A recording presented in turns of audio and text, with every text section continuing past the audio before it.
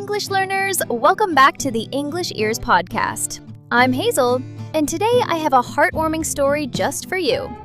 Meet Alice, a brave girl in a new city, getting lost, finding help, making mistakes, and learning how to feel at home, step by step. This story is perfect for A2 to B1 learners. It's full of real daily English, the kind of words and phrases you can use when you travel, study, or just live your everyday life. So grab your headphones, get comfortable, and let's walk beside Alice on her little adventure. Ready? Let's go!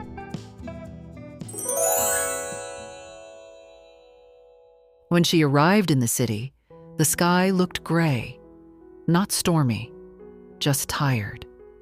The kind of gray that hangs low and quiet, like it had stayed up too late thinking. She stepped off the train with a backpack that pulled at her shoulders and shoes that suddenly felt too thin for all the concrete. People rushed past her like water in a fast river. No one looked up. Everyone, it seemed, had somewhere to be. They all move like they already know the rhythm here. What if I never catch up? She stood still, gripping a paper with her hostel address. There was a soft crease down the middle, folded and unfolded too many times. Okay, deep breath. You wanted this, so go find it. Alice had come for university, a new life, a city full of strangers and sounds she did not yet recognize.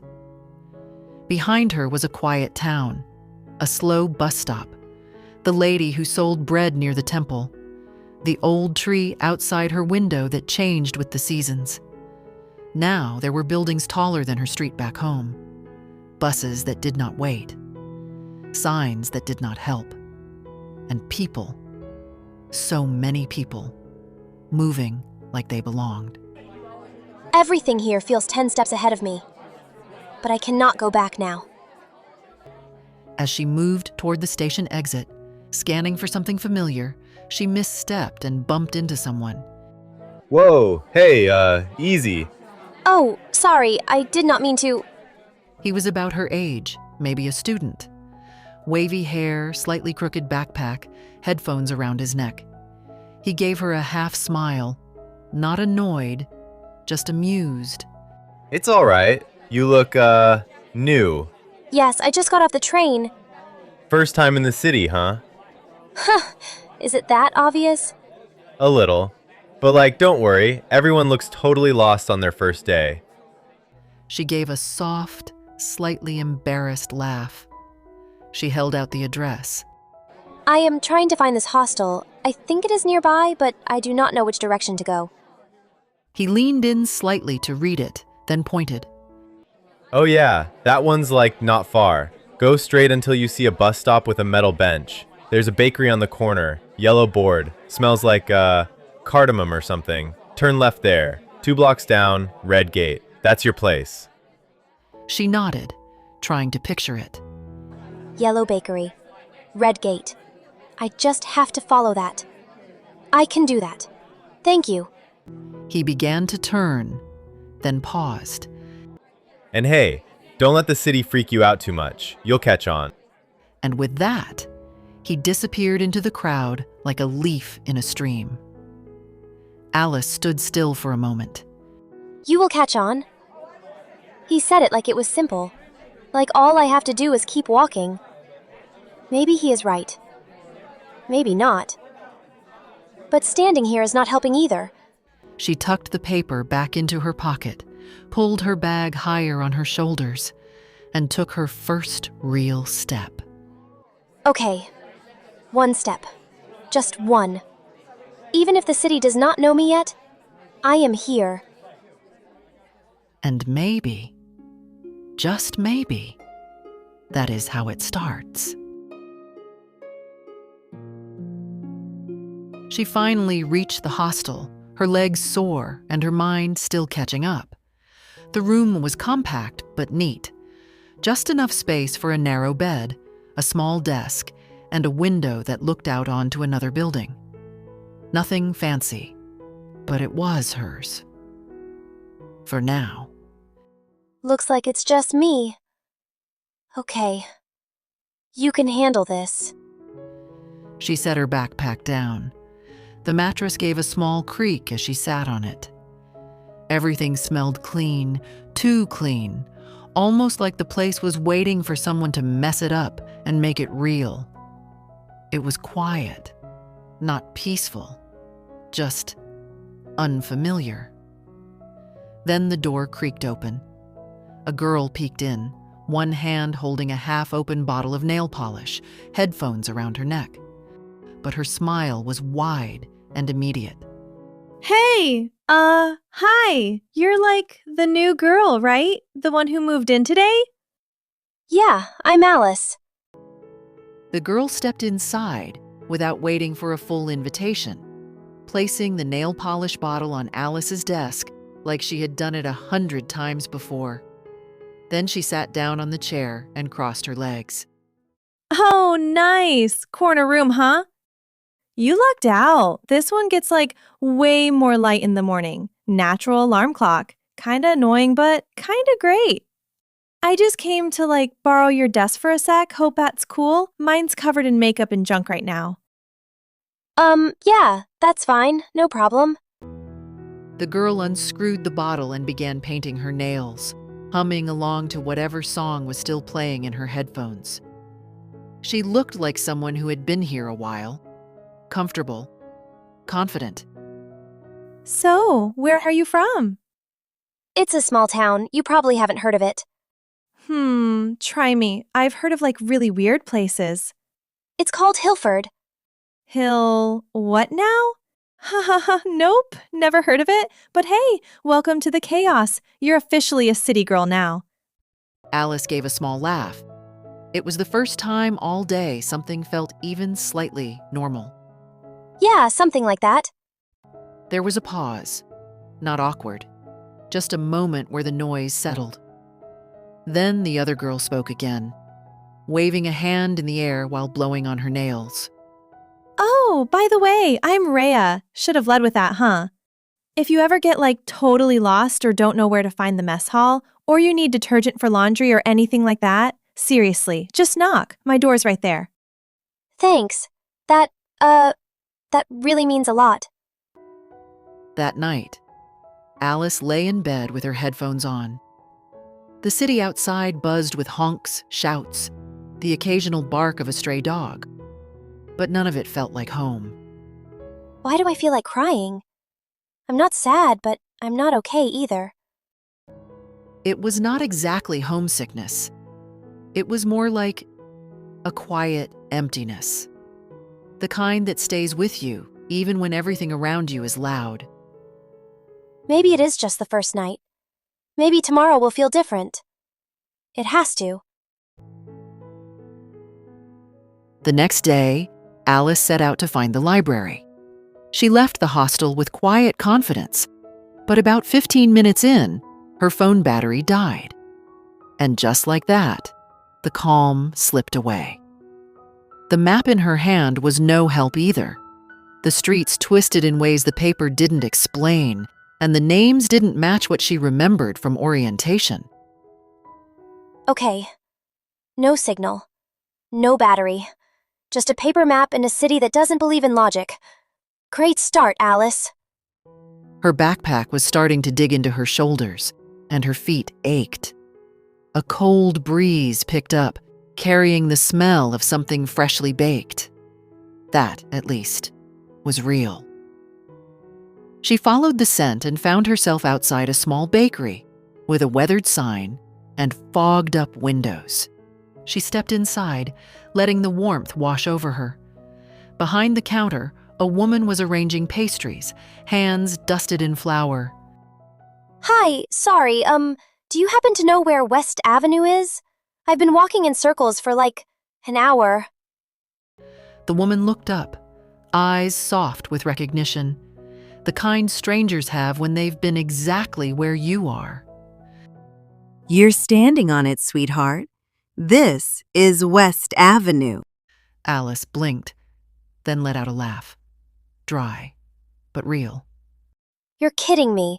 I've been hunting for this street like it's Narnia. Oh, don't worry. Happens to the best of us. This city has a way of confusing even the people who've lived here forever. You'll get used to the chaos. Eventually. I mean, I hope so. Otherwise, I'm just going to be the girl wandering aimlessly forever with a dead phone and sore legs. Well then, she said, picking up a soft roll and wrapping it in brown paper. consider this your welcome gift. Oh, you don't have to. It's on the house. Getting lost takes energy. Alice stepped back onto the street with the warm roll in her hands. She still didn't know where the library was. The streets were still confusing.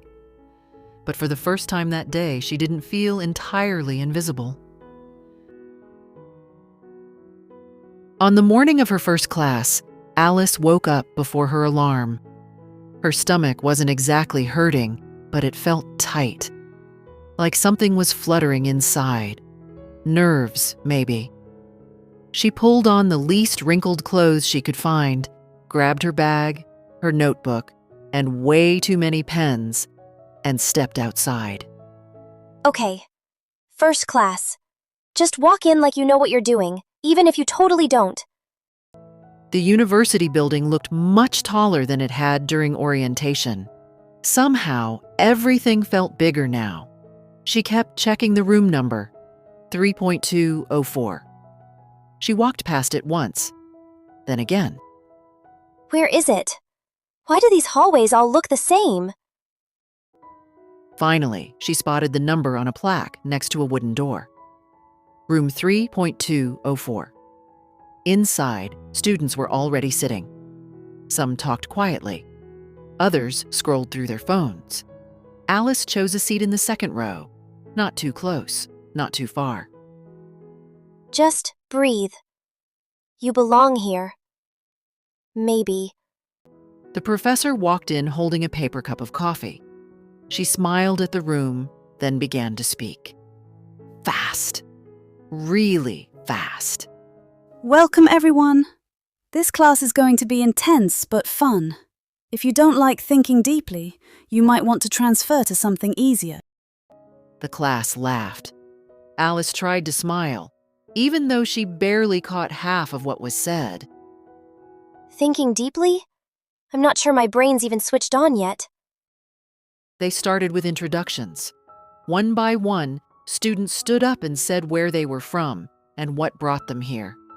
When it was Alice's turn, her heart pounded harder. Hi, I'm Alice. I'm from a small town, and I'm here to study literature. She sat down quickly, her cheeks warming.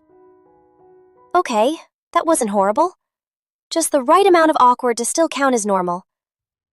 By the time class ended, her notebook was a mess. Scribbles everywhere, half sentences, and underlines that made no sense. But she had understood more than she expected. Not everything, but enough. Enough to feel like maybe, just maybe, she could keep up. And honestly, sometimes surviving the first day is more than enough. But surviving didn't mean feeling okay. Days went by, class, lunch, homework, repeat. Alice learned which hallway led where and which vending machine had decent snacks. She was figuring it out. But nights were different. She missed the sound of her dad's music in the kitchen, the cat scratching her door. Even the bakery back home with its cinnamon smell showed up in her dreams. Sometimes she'd close her eyes and picture the quiet things. Her chair by the window, the cracked blue mug, rain on the roof. It wasn't perfect, but it was hers. Here, everything was louder, colder. Even the sky looked different. I miss home. I miss who I was there. Almost a week passed before she had the courage to call. Not because she didn't want to, because she was afraid she'd cry the second she heard their voices. One evening, she stood near the window, phone in hand, and pressed star call.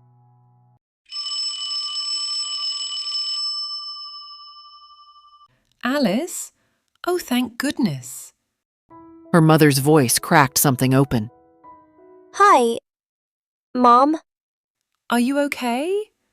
Yeah, I mean, not really, but also yes. You're not eating enough, are you?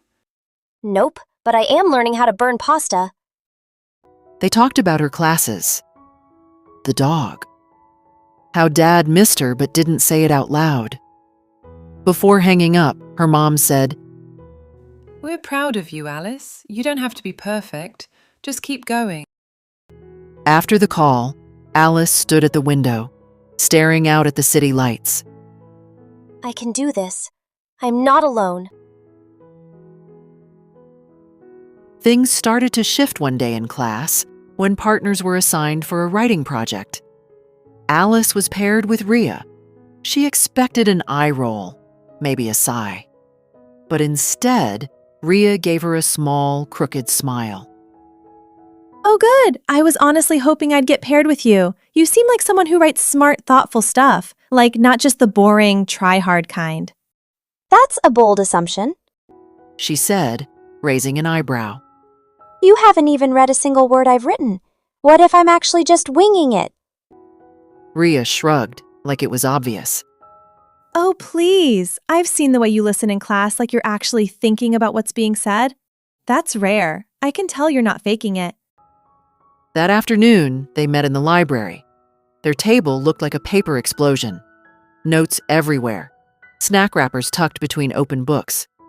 But somehow, it felt nice. Easy.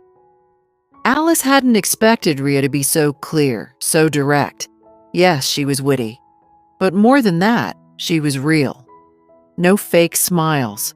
No trying too hard to be cool. So, what's your topic? I'm still deciding between two ideas, but I might go with something about memory. I'm writing about loneliness. Rhea replied, not missing a beat. Because honestly, it's something I've gotten a little too familiar with over the years. Feels like it's been tagging along since forever. The way she said it, no filter, no jokes, made Alice pause. Something about Rhea's honesty made her feel less like the odd one out. Maybe this place won't always feel so foreign. Maybe I'll find my people too. One rainy afternoon, Alice spilled coffee all over her final draft. Pages soaked, words smudged into nothing. She froze. No backup, no second copy. For a moment, it felt like the whole city was laughing at her. Rhea found her sitting on the stairs, the ruined paper in her lap. Without saying much, she pulled out her phone and held it out. Okay, let's just start over. You talk, I'll type. No point crying over soggy metaphors. They rewrote it together, right there. Alice talked while Rhea typed. Quick, calm, focused. She stayed until it was done. That night, Alice brought her cookies as a thank you. Rhea rolled her eyes. Seriously? You think this cancels out unpaid labor? But she took them anyway, and Alice saw the smile she tried to hide. After that, things began to shift even more. Alice started to notice the little things, signs that the city wasn't pushing her out anymore. She knew the train schedule without checking. She found a quiet bookstore that smelled like dust and old paperbacks, a tiny coffee shop that played music from the 90s. She joined a film club. She even went to a birthday party where she barely knew anyone, and stayed. One evening, she and Rhea sat on the hostel rooftop, sharing fries out of a paper bag, watching the lights flicker below. You know, I used to think I wasn't made for cities like this. Too loud, too fast, too much. You're not. She replied, chewing. But the city adjusts. You stay long enough and it starts to shrink to your size. You just have to wait it out. Alice thought back to the guy from her first day, the one who'd given her directions and said, "You'll catch on." It had sounded like a nice thing to say. Back then, she didn't believe him. But maybe he was right. Maybe the goal isn't to feel at home right away. Maybe it's to show up every day, even when you don't. To let the city see you piece by piece until it stops looking past you. The city didn't recognize her when she arrived, but now, on quiet mornings, on rooftops like this, it felt like it was beginning to, and more importantly, so was she. Now, let's take a minute to look at some words and phrases from the story. Each one will be explained in a simple way, so you can understand it easily and use it in real life.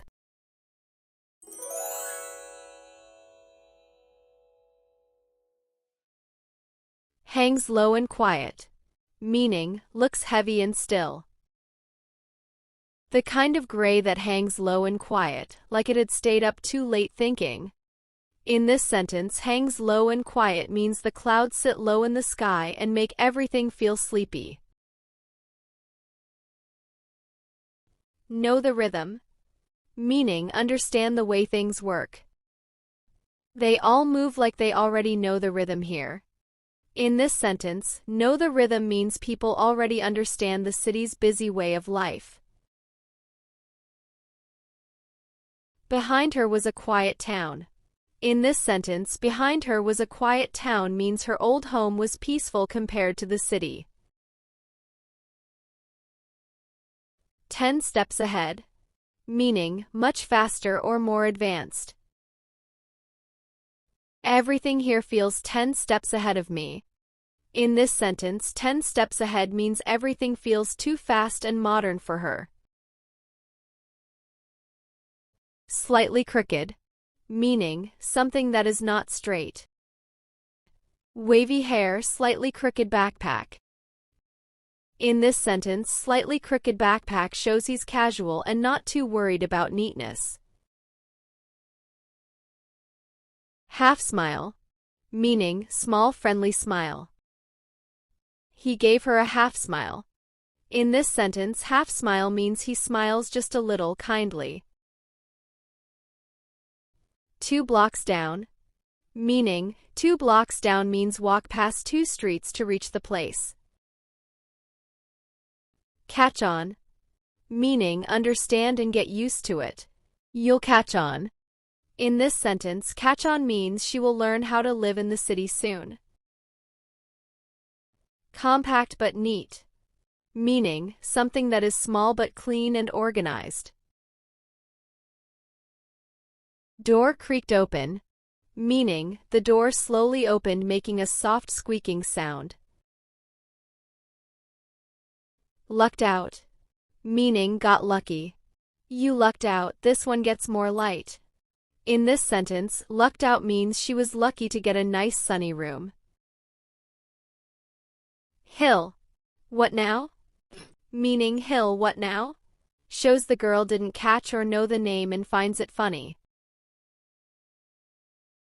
Led with that, meaning should have said that first.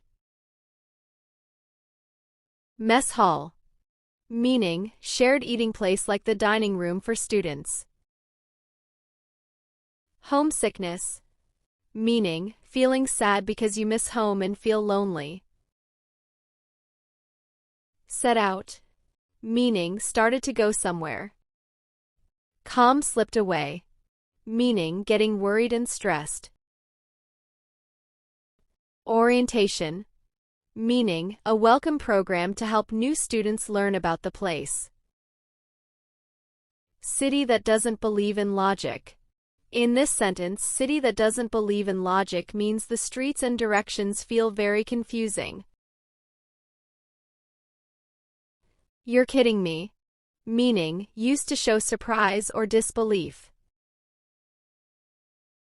Sore legs, meaning legs feel painful after walking a lot. Plaque, meaning small sign with information. Intense but fun, meaning something that is difficult but interesting. Scribbles, meaning quick messy writing. An eye roll, maybe a sigh, meaning This phrase shows that someone might react with small signs of annoyance or frustration, like rolling their eyes or letting out a deep breath. Crooked smile. Meaning, smile is not perfect but shows friendliness. Try hard kind. Meaning, someone who tries too hard to look smart, cool, or impressive, but it feels fake or forced. Bold assumption. Meaning, guessing something strongly without proof. Winging it. Meaning, doing something without preparing. Shrugged like it was obvious. Meaning, lifted their shoulders to show they thought the answer was clear or easy to understand. Paper explosion. Meaning, lots of papers spread everywhere. Witty. Meaning, clever and funny. Not missing a beat. Meaning, answering quickly without pause. Tagging along since forever. Meaning, something that has been with you for a long time, always there like a shadow. It can be a person, memory, or even a feeling. Soggy metaphors. Meaning, poetic words or phrases that got ruined, in this case because coffee spilled on the notes. You made it all the way. Well done! Every time you finish a story like this, your English gets stronger and your confidence grows. So don't stop here. Tap on the next video on your screen and keep learning on English Ears.